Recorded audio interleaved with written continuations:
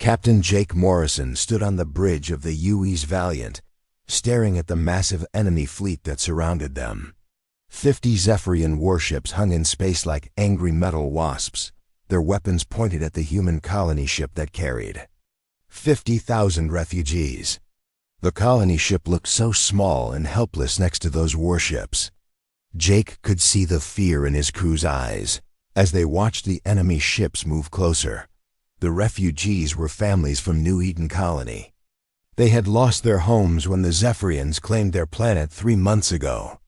The Galactic Council had called it a territorial dispute and told the humans to leave peacefully. As always, Earth had agreed to keep the peace. Now these people had nowhere to go, and the Zephyrians wanted to stop them from reaching safety. Commander Lisa Harper walked up to Jake with a datapad in her hands. Her face was grim as she showed him the latest message from the Galactic Council. The words on the screen made Jake's stomach turn. The Council was telling humanity to abandon the refugee ship and let the Zephyrians take control of this entire sector of space. They called it a reasonable compromise for galactic peace. Jake remembered when he first joined the Space Force 20 years ago. Back then, humans were new to the galaxy, and everyone told them they were too aggressive, too violent, too dangerous. The galaxy feared them because Earth was what they called a death world, a planet so hostile that most alien species could not survive there for even one day. So humanity had worked hard to prove they were peaceful. They became the diplomats, the peacemakers, the ones who always found a way to avoid war. For 3 years, the Zephyrians had been taking human worlds one by one.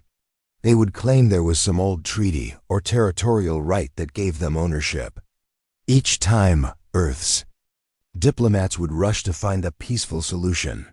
They offered mining rights, trade deals, even strategic territories to keep the peace.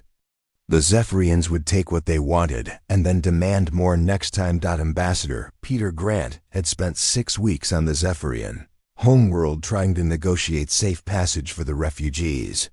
He offered them 3 uninhabited systems, exclusive trading rights for rare minerals, and even a defensive alliance.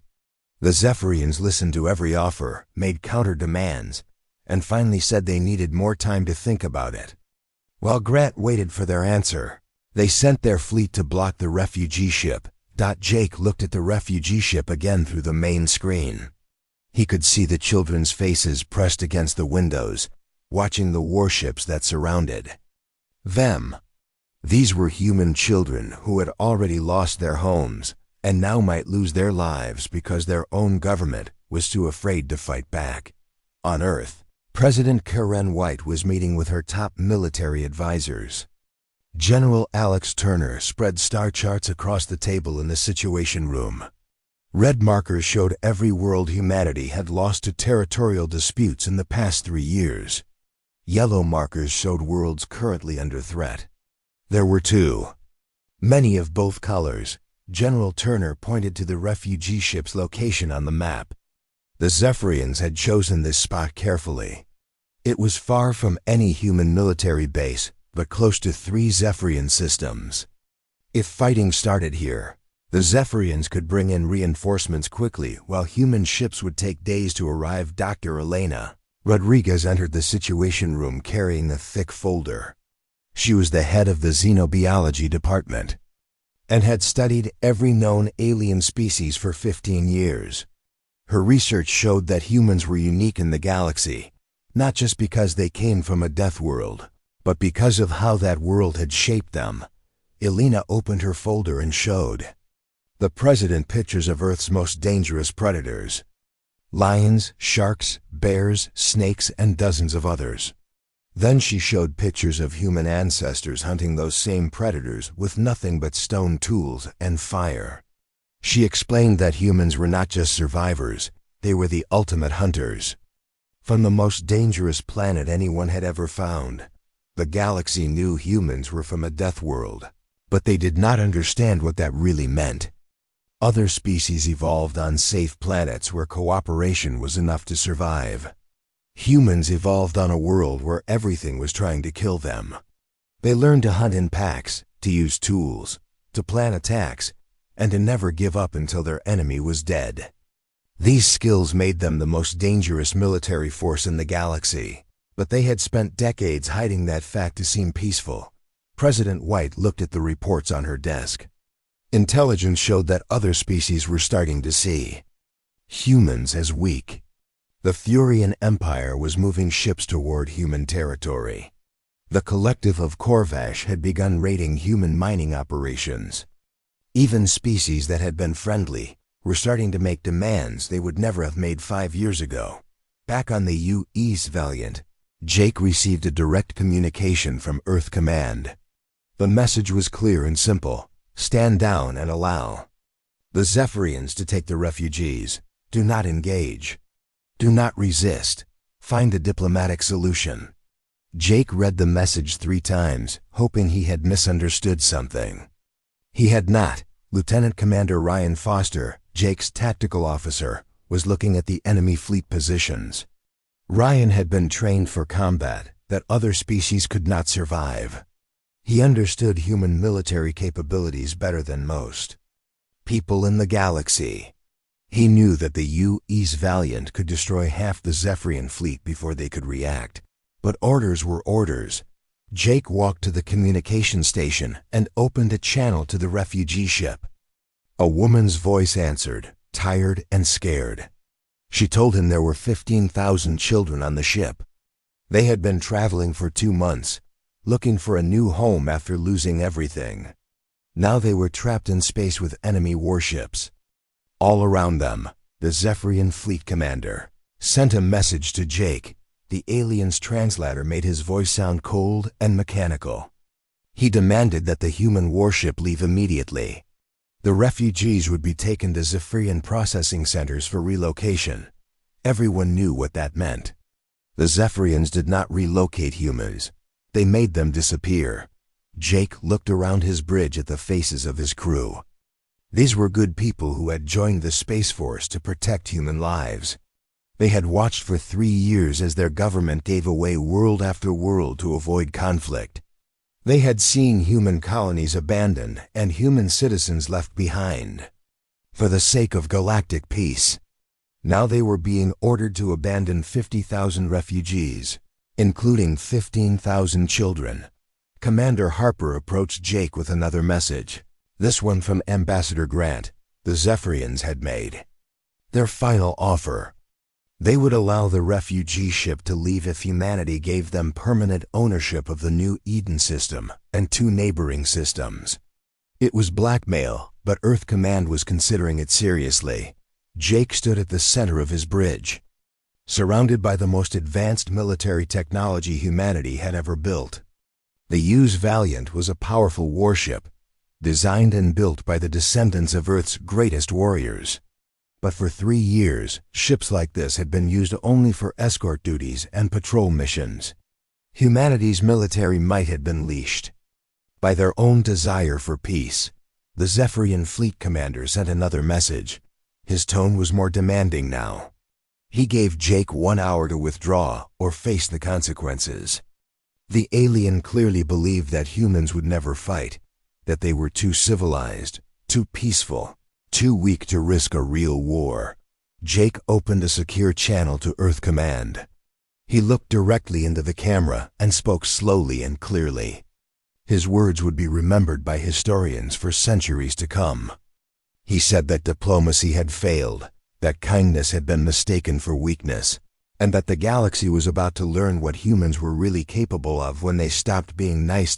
He closed the channel and turned to his crew. For the first time in 3 years, he gave them permission to prepare for combat. The age of human diplomacy was about to end, and the galaxy would never be the same again. The message from Captain Jake Morrison reached Earth in less than an hour. 4 simple words that changed everything. Diplomacy has officially failed. President Karen White stood in the Situation Room, looking at those words on the main screen. Around her, generals and admirals waited for orders that had not been given in over 20 years. General Alex Turner was the first to speak. He told the president that he had been waiting for this moment, since the first human colony was abandoned. 3 years ago, Turner had been a young officer during humanity's expansion into space, back when other species feared human aggression. He remembered when alien diplomats begged humans to be more peaceful, more understanding, more willing to compromise. Now, he wondered if those same diplomats understood what they had created. The transformation began immediately. Across human space, military bases that had been shut down for decades suddenly came back to life.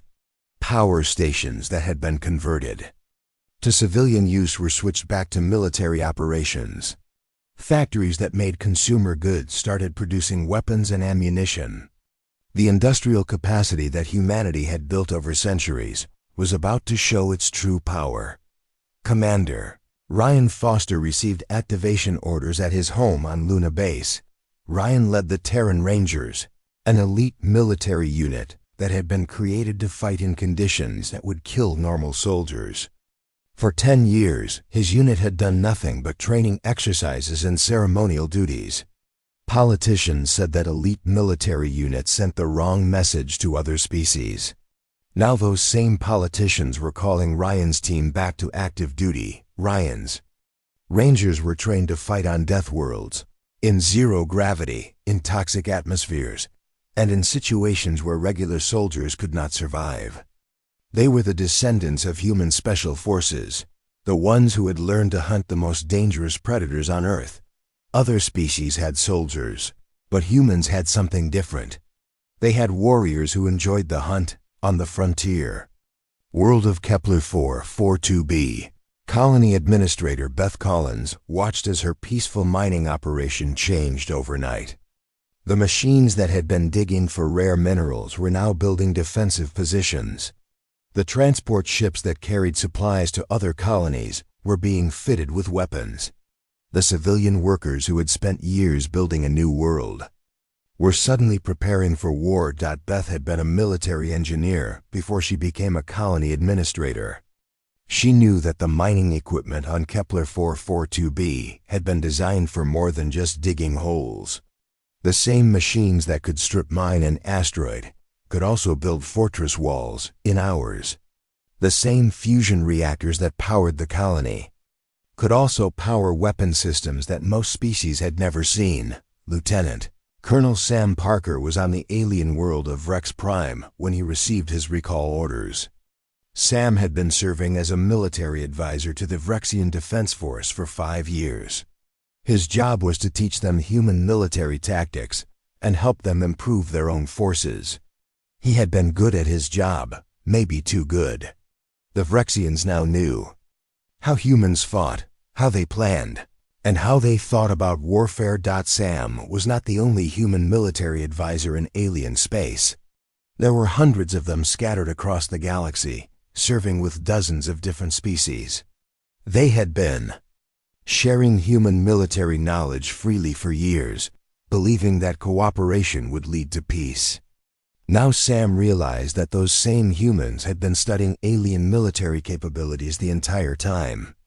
They knew the strengths and weaknesses of every major military force in the galaxy. The first sign that something had changed came from the standoff at the refugee ship. Captain Morrison did not attack the Zephyrian fleet immediately. Instead, he began broadcasting human military history on all communication frequencies. The galaxy listened as Morrison told them about human wars, human weapons, and human capacity. FOR violence. He explained how humans had conquered their own planet before they had even invented space travel. The broadcast included footage from Earth's history. Videos of human armies fighting in deserts, jungles, mountains, and frozen wastelands. Pictures of human weapons that could destroy entire cities. Records of human conflicts that had lasted for decades and killed millions of people. The galaxy had known that humans came from a dangerous world, but they had never understood what that really meant for human military capabilities. Admiral Nicole Brown was in her office at Fleet Command when she received authorization to activate Project Lazarus. Nicole had been one of the architects of humanity's defensive strategy. But for 20 years, she had been forbidden from implementing it. Project Lazarus was humanity's ultimate contingency plan, designed for the day when peaceful diplomacy finally failed. Hidden throughout human space were weapon caches that looked like ordinary supply depots, defensive platforms that appeared to be communication satellites, military bases that were disguised as research stations. The galaxy had assumed that humanity's military strength was limited to what they could see. They had never suspected that humans had been preparing for war while talking about peace. Nicole activated the first phase of Project Lazarus with a single command code. Across human territory, hidden weapons came online. Disguised military installations revealed their true purpose. Civilian ships that had been secretly modified began transmitting military identification codes. In less than 6 hours, humanity's visible military strength increased by 300%. Dr. Marcus Davis was humanity's leading expert on alien psychology. He had spent 15 years studying how different species thought about conflict, negotiation, and warfare.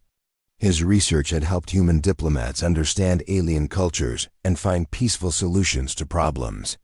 Now he was using that same research to explain why humanity's peaceful approach had failed. Marcus published his report to the Galactic Council that same day. The human behavioral analysis explained that humanity had been deliberately restraining itself for the past 20 years. Their peaceful behavior had not been natural for their species. It had been an act of unprecedented self-control from a race that had mastered warfare before they had invented agriculture. The report detailed how humans had evolved as persistence hunters, chasing their prey across vast distances until the animal collapsed from exhaustion.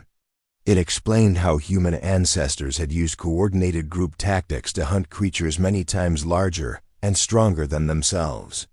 It showed how human brain chemistry was designed to remain calm and focused during violent situations that would paralyze other species with fear.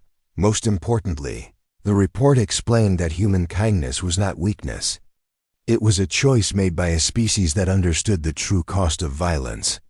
Humans had chosen to be peaceful because they knew better than anyone else what happened when they were not peaceful.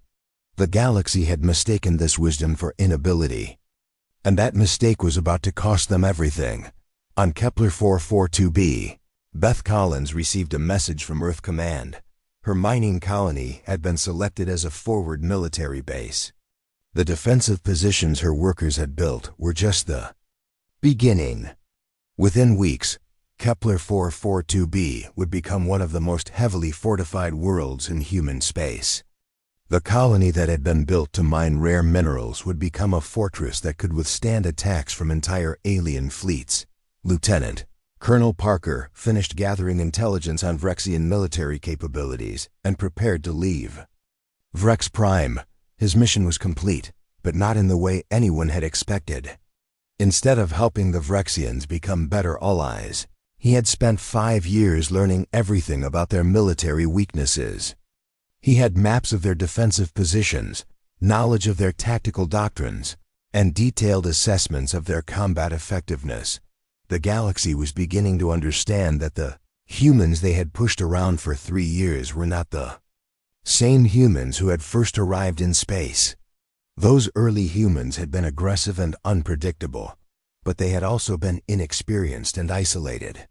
The humans of today were still aggressive and unpredictable, but now they were also organized, prepared, and connected to the largest industrial base in the galaxy. President White addressed the nation that evening. She spoke simply and directly, explaining that humanity had tried to be good neighbors in a dangerous galaxy. They had offered friendship, cooperation, and peaceful solutions to every problem. In return, they had been treated as weaklings to be exploited and victims to be bullied. That treatment was about to end. The galaxy was about to learn the difference between human weakness and human restraint. The lesson would be painful, permanent, and unforgettable. The Zephyrian fleet commander was feeling confident as he watched the single human warship floating in space. 50 of his best ships surrounded one human vessel, and still the humans had not surrendered. He had given them 1 hour to leave, and that hour was almost over. The fleet commander decided it was time to show these stubborn humans what happened when they refused to obey. Captain Jake Morrison stood on the bridge of the U.S. Valiant, watching his tactical display. The Zephyrian ships were moving into attack formation, their weapons charging for the first strike. Jake knew that his crew was ready, but he also knew that the Zephyrians were about to get the biggest surprise of their lives. He opened a secure communication channel and spoke 2 words: execute Shadowfall. The space around the refugee ship suddenly filled with new contacts.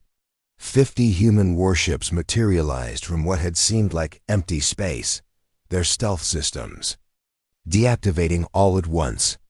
The Zephyrian sensors had detected nothing until this moment. Now they were surrounded by human ships that had been hiding in plain sight for hours. The Zephyrian fleet commander stared at his tactical display in disbelief. One moment he had been surrounding a helpless human ship, and the next moment his entire fleet was trapped. The human ships were not just numerous, they were also positioned perfectly. Every Zephyrian vessel was targeted by at least 2 human warships. The hunters had become the hunted in less than 30 seconds. Jake Morrison's voice cut through the communication static, calm and deadly serious.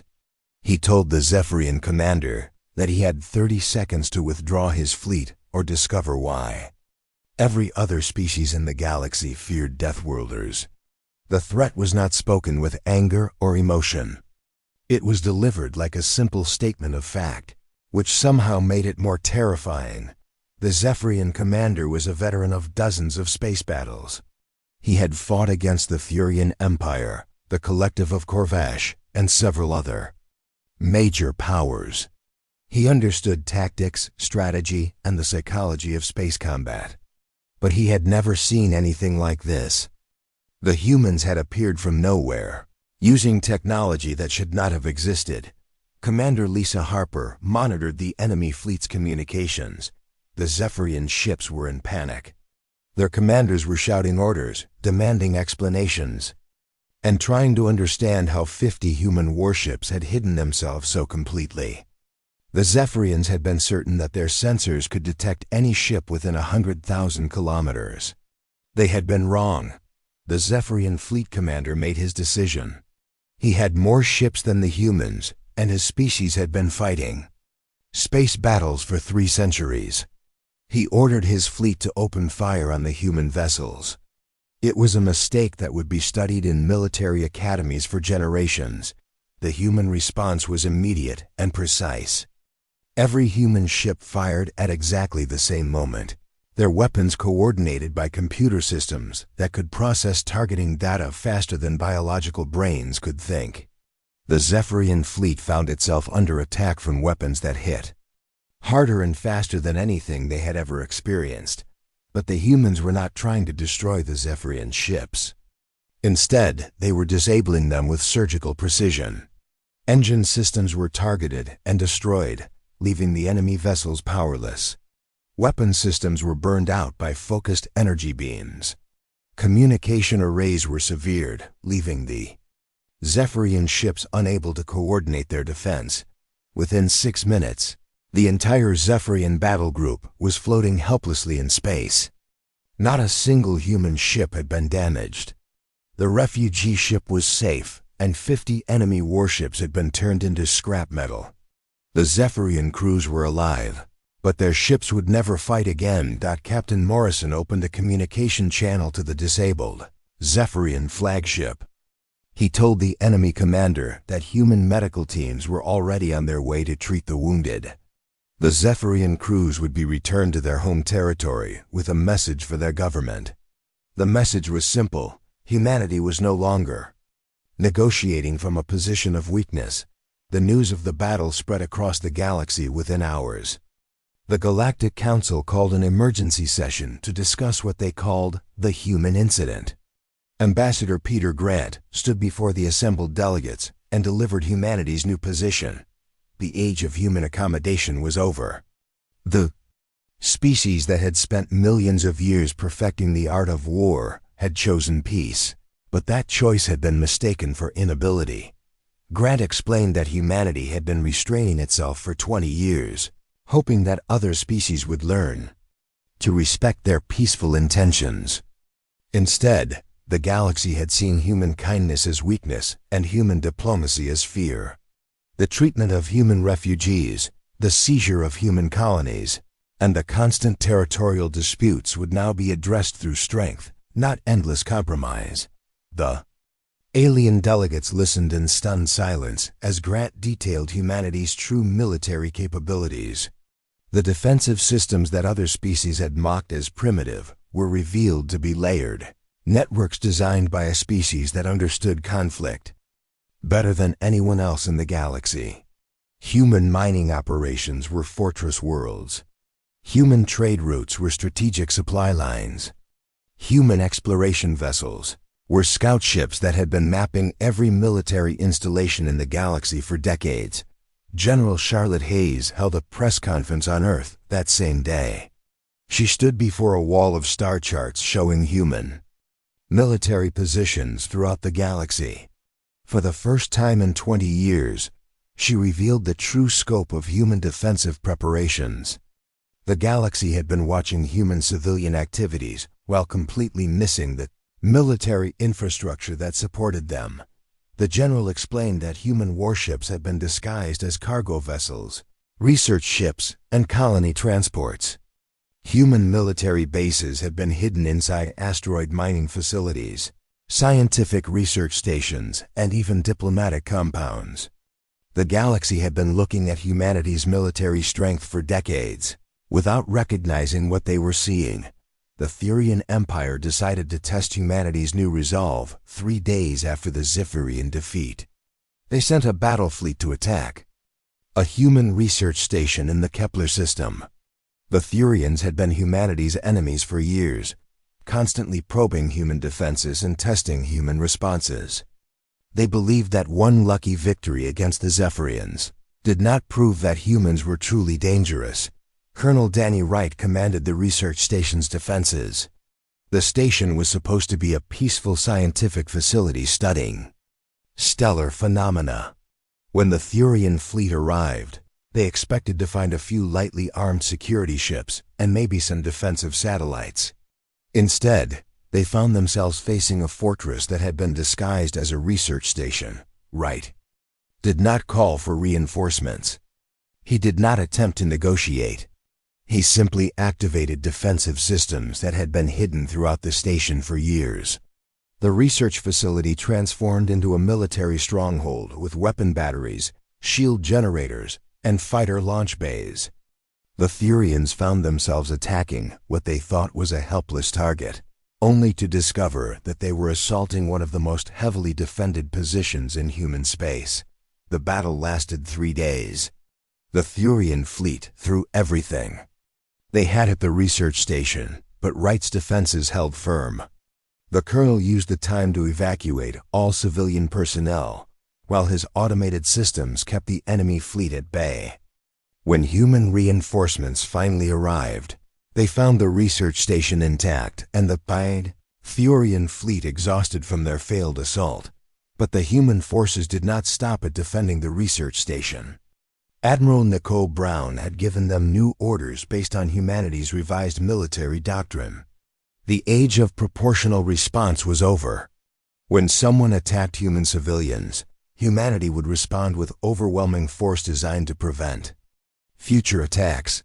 The human fleet pursued the retreating Thurians all the way back to their home system. The Thurians expected the humans to stop at the border, as they had always done before. Instead, the human ships followed them into Thurian space and demanded reparations for the attack on the research station. When the Thurian government refused to pay, humanity demonstrated their orbital bombardment capabilities. The uninhabited moons around the Thurian homeworld were reduced to asteroid fields in minutes. The demonstration was broadcast across the galaxy, showing every species exactly what human weapons could do when they were not being restrained by human mercy. The Thurians paid the reparations immediately and signed a non-aggression treaty that gave humanity everything they had been demanding for years. The galaxy was beginning to understand that the humans had changed.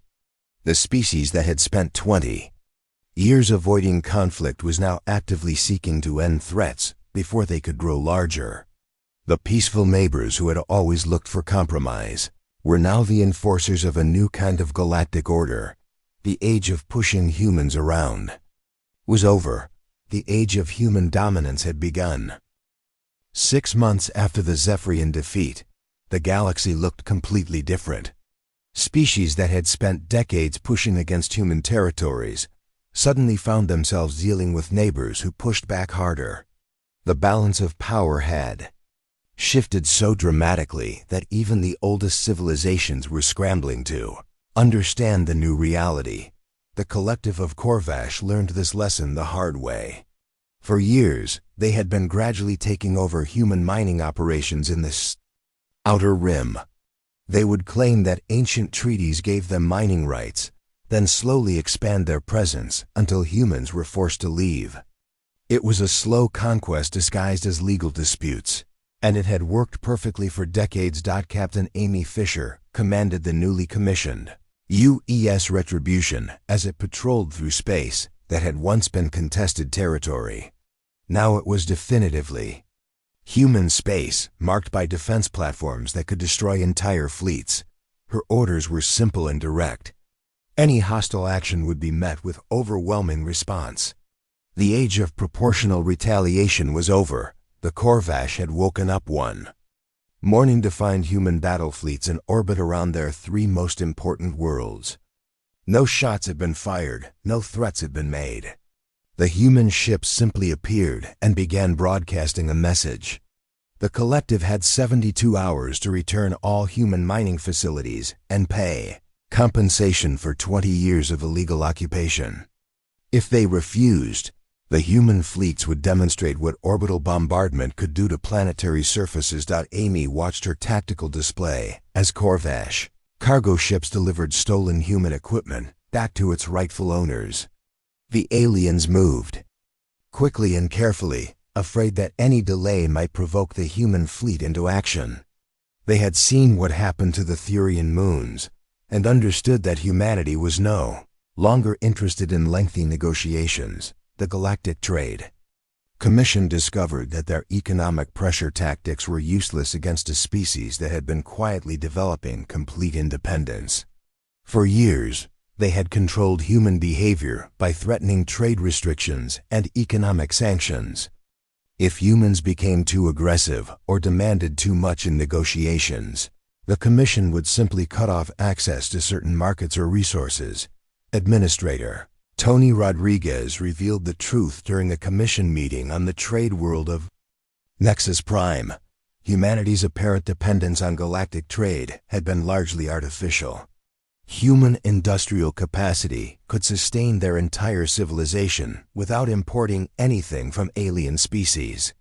More concerning for the galaxy, humanity could also disrupt everyone else's trade through strategic placement of their newly revealed deep space installations. Rodriguez showed the Commission members a star chart that made their blood run cold. Human installations controlled 17 of the 20 major hyperspace routes used for interstellar commerce. For decades, these installations had been disguised as research stations, communication relays, and navigation beacons. Now they were revealed as military checkpoints that could shut down galactic trade with a single command. The Commission members realized that humanity had been allowing galactic trade to continue as a favor, not because they needed it. The species they had been pressuring with economic threats was actually in position to destroy the galactic economy whenever they chose.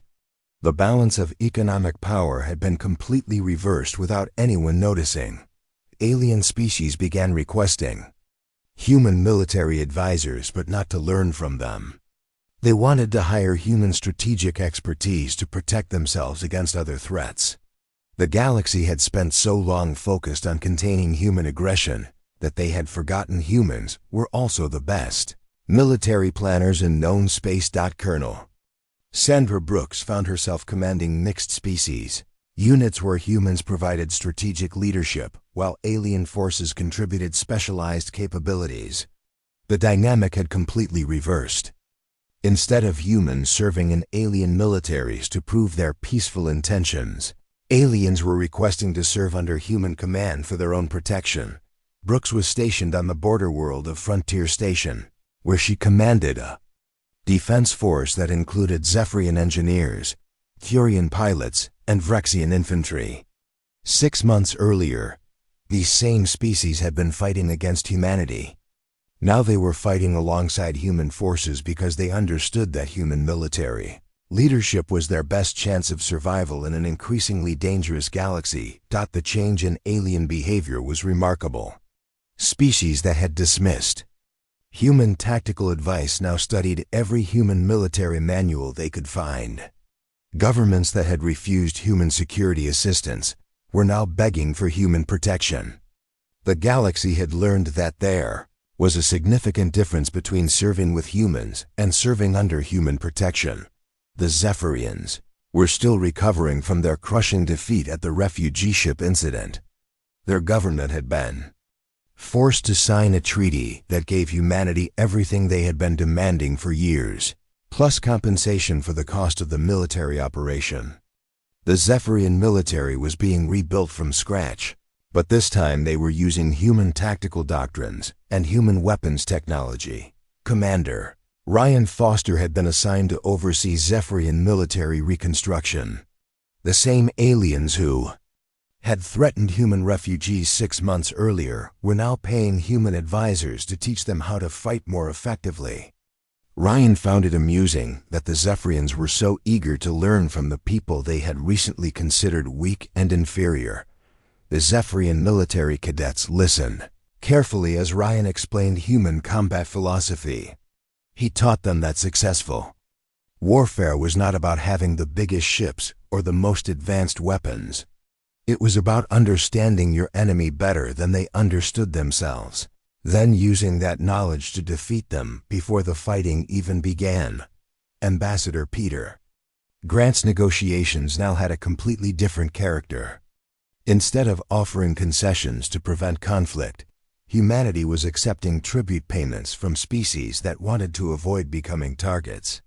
The galaxy was learning that the cost of opposing humanity was much higher than the cost of cooperating with them. Grant sat in his office on the diplomatic station at Galactic Center, reviewing requests from 17 different species that wanted to establish formal alliance treaties with humanity. These were the same species that had voted against human proposals in the Galactic Council for decades. Now they were offering mining rights, trade concessions, and military cooperation in exchange for human protection. The most surprising request came from the Thurian Empire. The same government that had attacked the human research station was now asking for a mutual defense treaty. Thurian intelligence had detected military buildups by 3 of their neighboring species, and they wanted human assistance to counter the threat. They were offering to share their advanced shield technology in exchange for human strategic planning. Grant approved most of the alliance requests, but with conditions that would have been unthinkable 6 months earlier. Humanity would provide protection and military assistance, but allied species would be required to follow human strategic direction during any conflict. They would also grant humanity permanent basing rights and unrestricted access to their territory. For military purposes, the Galactic Council had become largely irrelevant to the new power structure. Species no longer brought their disputes to the Council for mediation. Instead, they brought them to human authorities who could enforce their decisions with military power. The Council still existed, but everyone understood that real authority now rested with humanity. Dr. Elena Rodriguez published her follow-up study on the transformation of galactic politics. Her research showed that humanity had achieved something unprecedented in galactic history. They had established dominance not through conquest and occupation, but through the credible threat of total warfare, combined with generous treatment of cooperative neighbors. Elena's study explained that previous galactic hegemonies had required constant military action to maintain control. Species would rebel, form coalitions, and fight endless wars against their oppressors. Humanity had achieved the same level of control through a different method.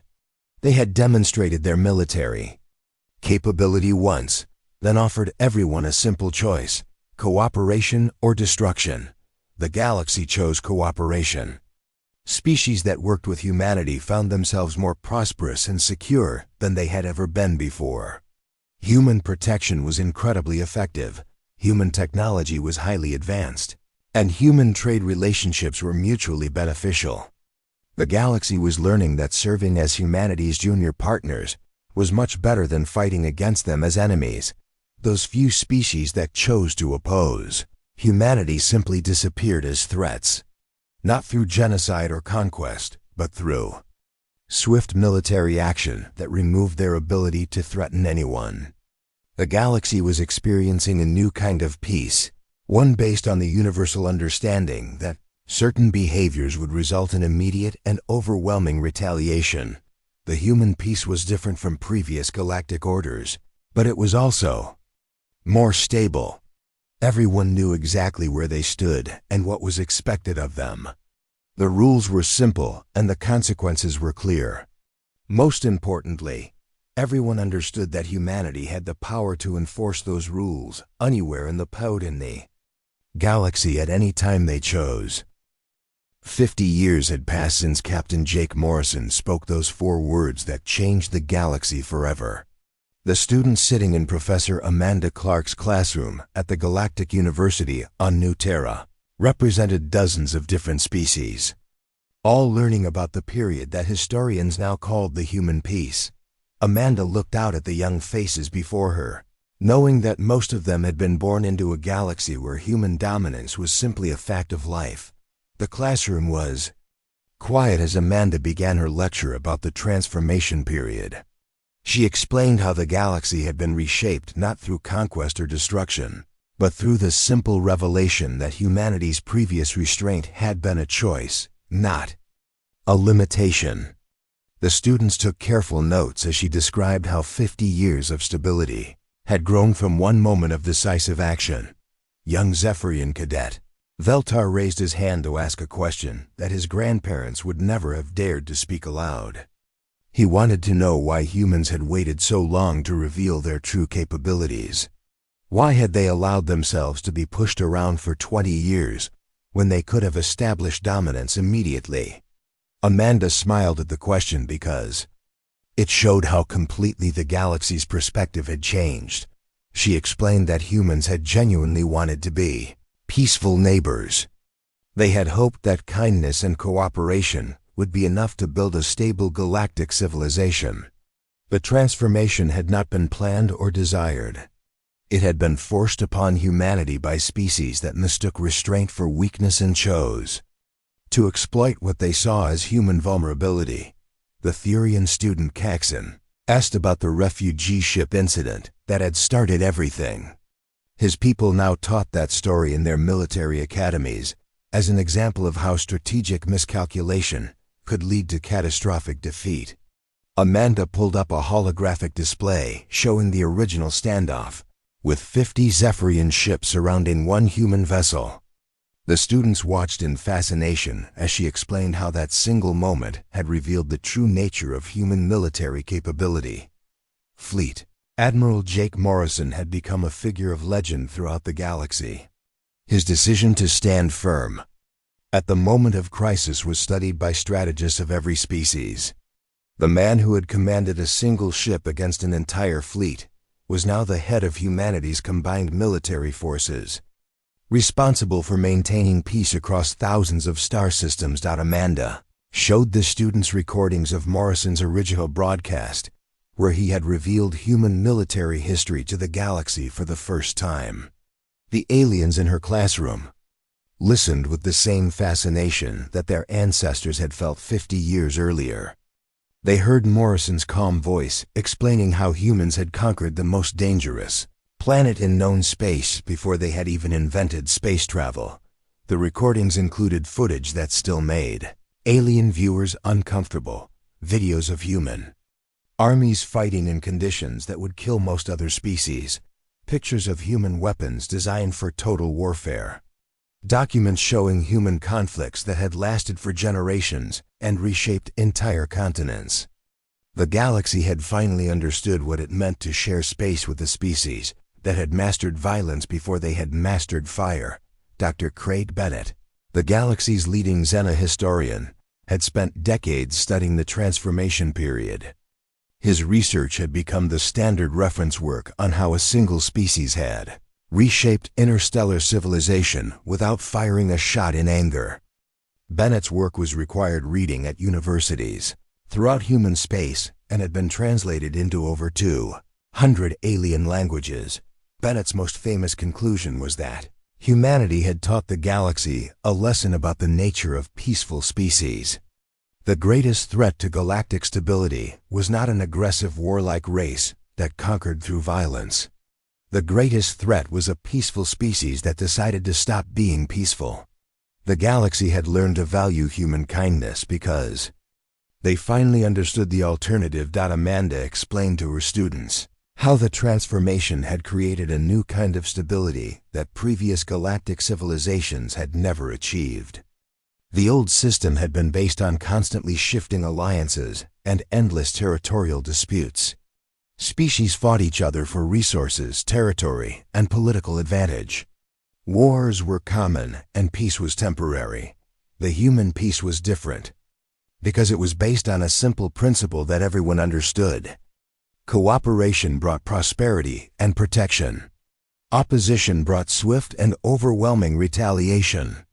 The rules were clear, the enforcement was consistent, and the consequences were certain. Most importantly, everyone knew that humanity had both the will and the capability to maintain this system indefinitely. Young Vrexian student Zayth asked about the species that had chosen to oppose humanity during the transformation period. Amanda's expression grew serious as she explained that most of those species no longer existed as independent political entities. They had not been destroyed or enslaved, but they had been reduced to the status of minor client states under direct human supervision. The collective of Corvash was now administered by human governors, who ensured that their former aggressive tendencies were channeled into productive activities. The Corvash had become skilled terraforming specialists, using their natural abilities to create new worlds for expanding populations. They were prosperous and peaceful, but they no longer made independent political decisions. A few species had simply disappeared from the galactic stage entirely. The hegemony of Draktor had chosen to fight humanity directly in a brief but devastating conflict. Their military had been annihilated in less than a week, their government had collapsed, and their population had requested human administration to prevent total societal breakdown. The former hegemony was now 3 separate human protectorates, each governed more effectively than the original empire had ever managed. Amanda showed her students a map of current galactic political boundaries. Human territory was marked in blue and covered nearly 40% of known space. Allied territories were marked in green and represented another 30%.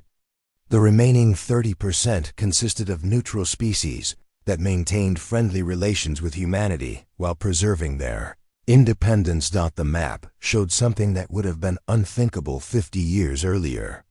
There were no contested territories, no border disputes, and no unresolved territorial claims. Every boundary was clearly defined and universally recognized. The galaxy had achieved a level of political stability that historians had previously thought impossible. The economic transformation had been just as dramatic as the political changes. The old system of competitive trade and economic warfare had been replaced by an integrated galactic economy managed by human trade authorities. Species specialized in their natural strengths, while humanity provided coordination, transportation, and security services. The Zephyrians had become master engineers and architects, designing the beautiful cities that now graced human worlds throughout the galaxy. The Thurians provided advanced medical technology that had extended human lifespans by decades. The Vrexians contributed their artistic talents, creating cultural works that enriched every species in the human alliance. Trade disputes were resolved quickly by human arbitrators who had both the authority and the military power to enforce their decisions. Economic sanctions were unnecessary because cooperation was more profitable than competition. The galaxy had learned that working together under human leadership produced better results than fighting each other for temporary advantages. Amanda concluded her lecture by reading from the final entry in the official Galactic Historical Archive. The words had been written by Bennett himself and had become the standard summary of the transformation period. She read slowly and clearly, making sure every student understood the significance of what they were hearing. The entry explained that humanity had accomplished something unprecedented in galactic history. They had achieved universal dominance not through conquest and oppression, but through the credible threat of overwhelming force combined with fair treatment of cooperative neighbors. The galaxy had learned to respect human authority, because human authority was exercised wisely and justly. As the students filed out of the classroom, Amanda reflected on how completely the galaxy had changed. Children who were born after the transformation could not imagine a time when humans were considered weak or when galactic civilization was constantly threatened by war. They had grown up in a universe where human protection was simply part of the natural order. The greatest achievement of the human peace was not the absence of war, but the absence of the fear of war. Every species in the galaxy knew that they were safe as long as they remained cooperative members of the human alliance. The universe had become a place where children could grow up without worrying about invasion, conquest, or destruction. The galaxy still told stories about the day Deathworlders decided to stop being kind, but now those stories were told with respect rather than fear. They were reminders of what humanity was capable of when pushed too far, but also celebrations of what humanity had chosen to build instead of destroy. The transformation had taught everyone that the most dangerous species in the galaxy was also the most capable of creating lasting peace.